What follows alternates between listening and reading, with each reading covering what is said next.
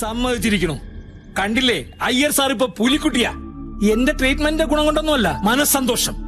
ഏത് അസുഖത്തിനും ആ ഔഷധം മാത്രമേ ഉള്ളൂ. ഏതൊക്കെ വഴിയിൽ എങ്ങനെയൊക്കെ ശ്രമിച്ചതാ. ഒടുവിൽ കൃഷ്ണൻ തന്നെ വേണ്ടി വന്നു മകളെ കണ്ടുപിടിച്ചു കൊടുക്കാൻ. ഈ കൈ എനിക്ക് മാത്രം അവകാശപ്പെട്ടതാണ്.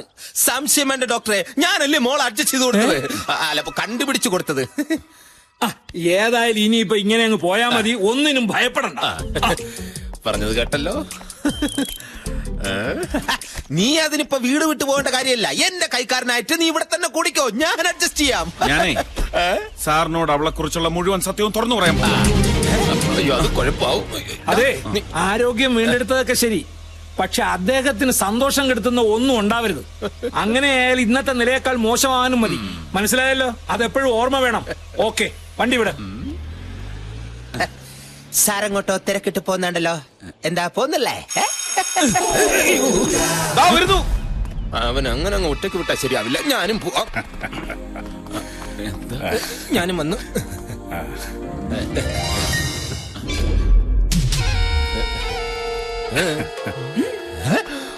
അയ്യോ, ഇതെന്തോന്ന് ജ്വല്ലറിയുടെ പരസ്യോ? Super super. ഇപ്പൊ ജനകോടികളുടെ വിശ്വസ്ത സ്ഥാപനമായി. കുട്ടി എന്നാ ഇനി സലാലയിലും കൂടെ തുറന്ന് പ്രവർത്തനം ആരംഭിക്കുന്നേ? തിരിച്ചു പോരുമ്പോ സാവിത്രിക്കും എന്റെ മോക്കും വേണ്ടി അവിടെ വെച്ച് കരുതി വെച്ച സ്വർണ്ണാഭരണങ്ങളാണ് ഇതെല്ലാം. ഇനി ഈ ആഭരണങ്ങളെല്ലാം അണിഞ്ഞു വേണം എന്റെ മോളെ എനിക്കെന്നും കാണാൻ. പക്ഷെ ഒരു പ്രശ്നമുണ്ട്. എന്തോന്ന്? അനാഥാലയത്തിൽ നിന്ന് ശാലുവിനെയും കൂട്ടി ഇറങ്ങുമ്പോ ആ നേഴ്സമ്മ പറഞ്ഞത്. നേഴ്സമ്മ എന്തു പറഞ്ഞു? ഒന്നും പറഞ്ഞില്ലല്ലോ. ആ നേഴ്സമ്മ പറഞ്ഞു ശാലുവിന് സ്വർണ്ണം ഉപയോഗിക്കാൻ പാടില്ല. എന്തോ ഒരു അസുഖത്തിന്റെ പേര് അതെന്റെ നാവിന്റെ തുമ്പിലിരിക്കുന്നു. എടാ, തുമ്പത്തിരിക്കുന്ന അസുഖമല്ല, കരുനാക്ക്. എനിക്കുണ്ട്. അലർജി മറ്റോ ആണോ? അത് തന്നെ. തന്നെയുമല്ല, ഈ അസുഖം കൂടിക്കഴിഞ്ഞാൽ മരണം വരെ സംഭവിക്കാമെന്നും പറഞ്ഞു. എന്നോട് ആരും അങ്ങനെയൊന്നും പറഞ്ഞിട്ടില്ല. എന്നോട് പറഞ്ഞതാ. സാറിന് ഇപ്പൊ എന്താ വേണ്ടത്? പൂർണ്ണ ആരോഗ്യത്തോടുള്ള ഒരു മുള വേണോ, അതോ അലർജി മൂത്ത് ഒരു വശം തളർന്നു പോയ മുള വേണോ? നോ, എനിക്കെന്റെ മോളെ മതി. ഒരു റിസ്ക് വേണ്ട. ഇതെല്ലാം അഴിച്ചു വെച്ചാരെ മോളെ. അമേരിക്കയിൽ നിന്ന് ഞാൻ ജീവനോടെ രക്ഷപ്പെടാൻ കാരണം എന്റെ ഫ്രണ്ട് സേതുരാമനാ. അയാൾക്കൊരു മകനുണ്ട്, ജയരാമൻ. ഫിലാഡൽഫിയയിൽ വലിയൊരു റെസ്റ്റോറന്റ് നടത്തുക. കല്യാണപ്രായം കഴിഞ്ഞു. ഒരു പെണ്ണിനെ ഇഷ്ടപ്പെടില്ല, ആളാ ടൈപ്പാ. അമേരിക്കയിൽ നിന്ന് തിരിക്കുന്നതിന് മുമ്പ് സേതുരാമനോട് ഞാൻ ചോദിച്ചു, ഞാൻ എന്റെ മോളെ തേടി പിടിക്കുവാണെങ്കിൽ അവനെ കൊണ്ട് എന്റെ മോളെ കെട്ടിക്കാമോ എന്ന്. അതയാൾക്ക് 100 വട്ടവും സമ്മതവുമായിരുന്നു. വരുന്ന തിങ്കളാഴ്ച ജയരാമൻ എത്തും പെണ്ണ് കാണാൻ. ഞാൻ കണ്ടിട്ടില്ല ജയരാമനെ. ലേശം കറുത്തിട്ടാണെന്നാ പറയണേ. ഇനി അവര് തമ്മിൽ കണ്ടിട്ട് ഇഷ്ടപ്പെടുവാണെങ്കിൽ നമുക്കതങ്ങ് നടത്തി കൊടുത്താലോ കൃഷ്ണ? ഇത്ര പെട്ടെന്ന് മോളെ കെട്ടിയിട്ട് കുറച്ചു ദിവസമല്ലേ ആയുള്ളൂ. അതിനിടയ്ക്ക് അങ്ങ് കെട്ടിച്ചയക്കാന്ന് വെച്ചാ അതും അമേരിക്കയിലേക്ക്. സ്വന്തം മോളെ കണ്ട് കൊതി പോലും തീർന്നു കാണില്ല സാറിന്. അതുകൊണ്ട് അതിനെപ്പറ്റി നമുക്ക് സാവകാശം ആലോചിച്ചാ പോരെ? അല്ലെങ്കിൽ നാട്ടിൽ നിന്ന് തന്നെ ഒരു പയ്യൻ ആലോചിച്ചാലോ? മകള് കൈവിട്ടു പോകുന്നുള്ള പേടിയും വേണ്ട. എന്റെ അറിവിൽ ഒരു വലിയ ജൈവവള ഫാക്ടറിയുടെ മകനുണ്ട്. അല്ല, ഫാക്ടറി ഓണറുടെ മകനുണ്ട്. പാവം ചെക്കൻ, നല്ല തങ്കപ്പെട്ട സ്വഭാവം. കാണാനാണെങ്കിൽ ഒരു 7-7 അഴക് വരും. പിന്നെ വിദ്യാഭ്യാസമോ മറ്റു കുഴപ്പങ്ങളോ ഒന്നുമില്ല താനും. നല്ല പയ്യനാ, എനിക്കറിയാം. അവർക്ക് രണ്ടുപേർക്ക് ഇഷ്ടപ്പെടുകയാണെങ്കിൽ കല്യാണം നടത്തി കൊടുക്കാമെന്ന് സേതുരാമന് ഞാൻ വാക്കുകൊടുത്തുപോയി. എന്നാലും ഒരു പ്രശ്നമുണ്ട്. ജയരാമൻ വലിയ കോടീശ്വരനാ. എന്റെ മോക്കാണെങ്കിൽ ഒരു ബാങ്ക് അക്കൗണ്ട് പോലുമില്ല. അതുകൊണ്ട് ജയരാമൻ വരുന്നതിന് മുമ്പ് എന്റെ സകല സ്വത്തുക്കളും മോളുടെ പേരിലാക്കാൻ പോവാ. ഒന്നുമില്ലാത്ത എന്റെ മോളെ അയാൾ താലി കെട്ടേണ്ടി വരരുത്. അതിനുള്ള ഏർപ്പാടുകളൊക്കെ കൃഷ്ണൻ തന്നെ ചെയ്യണം. അധികം സമയമില്ല. ഗുളിയൻ മാറട്ടെ. ഗുളികനോ? അതാരാ? ആ, ശാലുവിനിപ്പോ ശനിയാ. ശരിയല്ല, സമയം ശരിയല്ല. സമയം ശരിയല്ലെങ്കിൽ 10-20 വർഷമായിട്ട് തേടി നടന്നതിന്റെ അച്ഛൻ എനിക്ക് കിട്ടുമോ?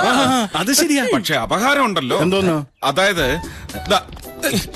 ഇത് ശനി, ഇത് ശുക്രൻ. ഈ ശനിയുടെ ഒരു നോട്ടം കണ്ടോ? നോട്ടത്തിന്റെ പെശക് കണ്ടോ? പിന്നെ സാറിന് ഇപ്പൊ ശനിയെ കാണാൻ പറ്റുന്നുണ്ടോ? ഇല്ല. ആ, ശനി ശുക്രന്റെ പിന്നിൽ മറഞ്ഞു. 1 വർഷം കഴിയുമ്പോ അങ്ങ് മറയും.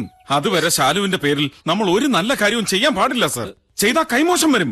ജോത്സ്യം എന്ന് പറയുന്നത് സത്യമാണ് സർ, അല്ലടാ? പിന്നെ ജോത്സ്യം അച്ചപ്പല്ലേ? അല്ല, അച്ചട്ടല്ലേ? അല്ല കൃഷ്ണ, ഓ. ഈ ശനിയുടെ അപഹാരം കഴിച്ചെഴുതാമല്ലോ. എഴുതണം, എഴുതിയില്ലെങ്കിൽ കുഴപ്പ. ഓ, ആശ്വാസായി. അല്ല, കൃഷ്ണന് ജ്യോത്സ്യത്തിലൊക്കെ നല്ല വശമല്ലേ? തനിക്ക് അത്ര വിശ്വാസമായതുകൊണ്ട് എഴുത്തൊക്കെ 1 വർഷം കഴിഞ്ഞു മതി. അതുവരെ ഭഗവാൻ എനിക്ക് ആയുസ് തന്നാ മതി. ആ പിന്നെ കൃഷ്ണ, തിങ്കളാഴ്ച കൃഷ്ണൻ തന്നെ എയർപോർട്ടിൽ പോയി ജയറാമിനെ കൂട്ടിക്കൊണ്ട് വരണം. അച്ഛാ, മറ്റേ കാര്യം എന്താ മോളെ? Out house. ഓ ആ കൃഷ്ണ, നമ്മുടെ ഔട്ട് ഹൗസ് ഒക്കെ ആകെ വൃത്തികേടായി കിടക്കുക. അതിനെന്താ, അത് വൃത്തിയാക്കിക്കളയാം. വൃത്തിയാക്കിയിട്ട് കൃഷ്ണൻ അങ്ങോട്ട് മാറിക്കോളൂ. ഒപ്പൽ അകത്തെ കാര്യങ്ങളൊക്കെ നോക്കട്ടെ.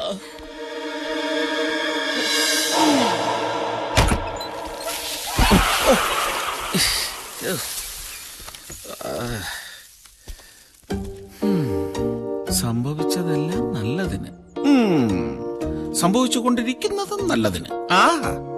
ഇനി സംഭവിക്കാൻ പോകുന്നതും ദൈവമേ. ചൂലേ. ഇവിടെയൊക്കെ വൃത്തിയാക്കുന്നത് കൊള്ളാം. പിടിച്ചേ, വേഗം പിടിക്ക്. എല്ലാം നല്ല കണ്ണാടി പോലെ തിളങ്ങണം. നിന്റെ മുഖവാടി ആദ്യം വൃത്തിയാക്കേണ്ടത്. എന്നിട്ട് നിന്റെ വൃത്തികെട്ട മറ്റേ മുഖം നാട്ടുകാരെ മുഴുവൻ വിളിച്ച് കാണിച്ചു കൊടുക്കും. അയ്യോടാ, എന്നിട്ട് എന്താ അങ്ങനെ ചെയ്യാഞ്ഞേ? ഏത് നിമിഷവും നീ അത് പ്രതീക്ഷിച്ചു. പെട്ടെന്ന് വേണം. ഇപ്പോ ബംഗ്ലാവിന് നേരെ ഔട്ട് ഹൗസിലേക്ക് ആയിട്ടുള്ളൂ. ഇനി ഔട്ട് ഹൗസിന് നേരെ തെരുവിലേക്കാ. അതിനു മുമ്പ് നമ്മളത് അറിയിച്ചില്ലെങ്കിലേ ഞാൻ തന്നെ ഗണപതിയോട് അങ്ങ് ചെന്ന് പറയും. മോളെ കൊണ്ടുവന്ന വിശേഷങ്ങളൊക്കെ പറയട്ടെ. പക്ഷേ ഇനിയിപ്പൊ ഞാൻ പറഞ്ഞാലും അദ്ദേഹം അത് വിശ്വസിക്കുമെന്നാ എന്റെ സംശയം. വിശ്വസ്തരായ ജോലിക്കാര് മോളെ കൊണ്ടുവന്ന് കൊടുക്കുന്നു, അദ്ദേഹം അത് സ്വീകരിക്കുന്നു, അസുഖം മാറുന്നു. വന്ന് ഇപ്പൊ എനിക്കൊരു സംശയം, ഞാൻ തന്നെയല്ലേ അദ്ദേഹത്തിന്റെ മോളെന്ന്. ദേ സത്യം, ഒരച്ഛൻ മകളെ വിളിക്കുന്നത് കേട്ടില്ലേ? പോട്ടെ, ബൈ. ഇഷ്ടമല്ലടാ, എനിക്കിഷ്ടമല്ല.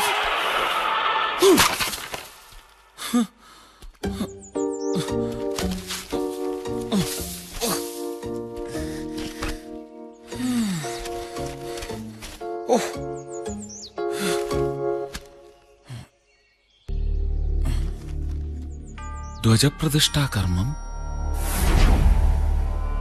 ഈശ്വരൻ നമ്പൂതിരി, കോടാമ്പുഴ ക്ഷേത്ര മേൽശാന്തി ഈശ്വരൻ നമ്പൂതിരി.